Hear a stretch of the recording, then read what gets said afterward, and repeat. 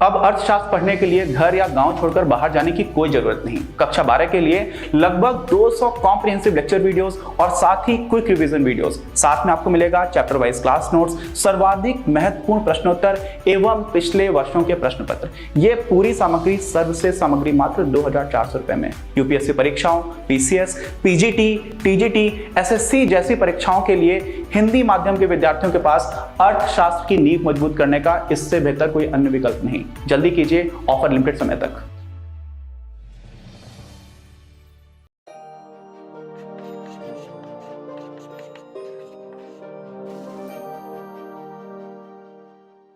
तो अब जो सबसे बड़ा प्रश्न आता है वो ये आता है कि समाज कौन कौन सी आवश्यकताएं पूरी करे।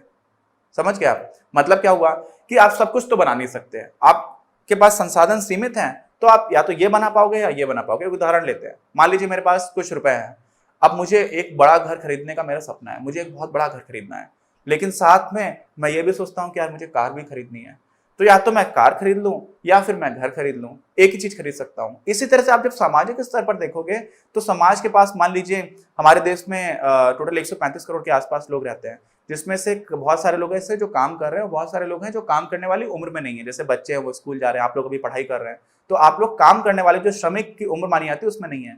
ऐसे हमारे देश में बहुत सारे बुजुर्ग लोग हैं जिन्होंने अपना काम कर लिया है, वो भी उस उम्र में नहीं आते हैं।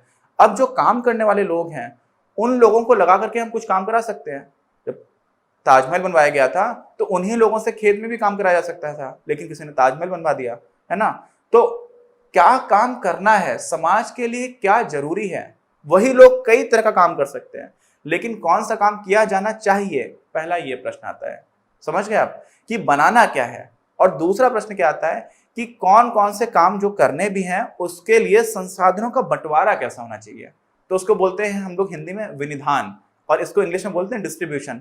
तो डिस्ट्रीब्यूशन ऑफ रिसोर्सेस कैसा हो। अब रिसोर्सेस में या संसाधनों में तीन सबसे महत्वपूर्ण जो संसाधन है वो आप ध्यान रख लीजिए, हमेशा ही अर्थशास्त्र में इन पर बात होती है। पहला मैं बता चुका हूं, जमीन, भूमि। भूमि बहुत ही महत्वपूर्ण संसाधन है। दूसरा, जब मैंने मानव संसाधन की बात की थी, वहां से आता है श्रम, और श्रम वो है अर्थशास्त्र में जो मार्केटेबल हो, जिसको आप बेच पाए। अगर आप घर में काम कर रहे हैं और उसको कोई खरीद नहीं रहा है, वो बाजार तक नहीं जा रहा है, तो वो श्रम नहीं है। और यहाँ पर मैं तीसरी बात बता देता हूँ, पहले तीनों संसाधन बता देता हूँ, नहीं तो आप कंफ्यूज हो जाएंगे। तीसरा संसाधन क्या है? तीसरा होता है पूंजी, कैपिटल। मेरे पास जमीन भी है, मेरे पास लोग भी हैं, लेकिन लोगों को काम करने के लिए पैसा चाहिए और मेरे पास पैसा नहीं है, तो भी मैं कुछ नहीं कर पाऊंगा। तो ये तीन जो है वो मूलभूत संसाधन है किसी भी अर्थव्यवस्था के। और मैंने आपको यहाँ पर बोला था बाजार। बाजार क्या होता है? जब मैं छोटा था तो बोलते थे कि चलो बाजार चलते हैं, तो बड़ा शौक होता था बचपन में बाजार जाने का कि चलो बाजार घूम करके आते हैं। तो बाजार में हम लोग दुकानें देखा करते थे। तो बाजार वो तो निश्चित रूप से है, लेकिन सिर्फ वो नहीं है बाजार। बाजार कोई भी ऐसी जगह है जहां पर एक इंसान कुछ खरीद रहा है, दूसरा इंसान कुछ बेच रहा है। ठीक, तो अभी ऑनलाइन बाजार भी चलते हैं, जैसे बहुत सारे एप्लीकेशन है, OLX है, शायद आपने सुना होगा। मेरे पास कुछ पुराना सामान पड़ा हुआ है, मैंने उस पर डाल दिया, आपको खरीदना है तो आप खरीद रहे हो, तो वो भी एक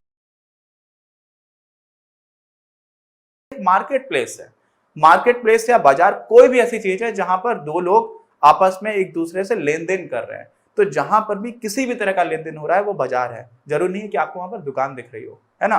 तो वो आपका एक हो गया बाजार। लेकिन लेन देन के साथ साथ अगर पैसे का ट्रांजैक्शन नहीं हो रहा है, अगर पैसे भी हाथ बदल नहीं रहे, तो फिर वो बाजार नहीं है। फिर तो वो चैरिटी हो गई या मंदिर हो गया। आप जा रहे हैं, कुछ काम कर रहे हैं और आपको पैसे नहीं देने पड़ रहे, तो बाजार नहीं है वो। बाजार वो है जहां पर लेन देन के साथ साथ किसी तरह का आर्थिक विनिमय भी हो रहा हो। समझ में आई बात? तो ये तीन चार चीजें हैं। मैंने दो प्रश्न बताए जो सबसे ज्यादा महत्वपूर्ण है, वो क्या है भूलिएगा नहीं। पहला है संसाधनों का विनिधान कैसा होना चाहिए, डिस्ट्रीब्यूशन ऑफ रिसोर्सेस कैसा होना चाहिए। और दूसरी बात है कि समाज में कौन सी चीजें हैं जो बनाई जानी चाहिए और कौन सी चीजें हैं जो नहीं बनाई जानी चाहिए। आ रही बात समझ में? जैसे उदाहरण के तौर पर हमारे यहाँ पर जब पश्चिम बंगाल में दुर्गा पूजा होती है, तो बहुत सारे लोग ऐसे हैं जो माँ दुर्गा की मूर्ति बनाना स्टार्ट करते हैं। बहुत सारे स्कल्पचर्स हैं, मूर्तिकार हैं जो ये काम कर रहे होते हैं। ऐसे ही जब महाराष्ट्र में हमारे यहाँ गणेश चतुर्थी होती है, तो वहां पर गणेश जी की प्रतिमा बनाई जाती है। ठीक है, तो एक तरह से बाजार में डिमांड आती है, मांग आती है कि गणेश की मूर्तियां बनाइए। अब गणेश जी की मूर्ति बनाने की डिमांड आती है तो लोग उस तरफ संसाधन लगा देते हैं, लेकिन वो डिमांड पश्चिम बंगाल में नहीं आती, यहाँ पर दुर्गा माँ की मूर्ति बनाने की डिमांड आती है। तो जिस तरह की समाज में मांग आ रही है, अगर आप उस तरह की डिमांड पूरी करोगे तो बोला जाता है कि वो एफिशिएंट यूटिलाइजेशन ऑफ रिसोर्सेस है। मतलब क्या हुआ?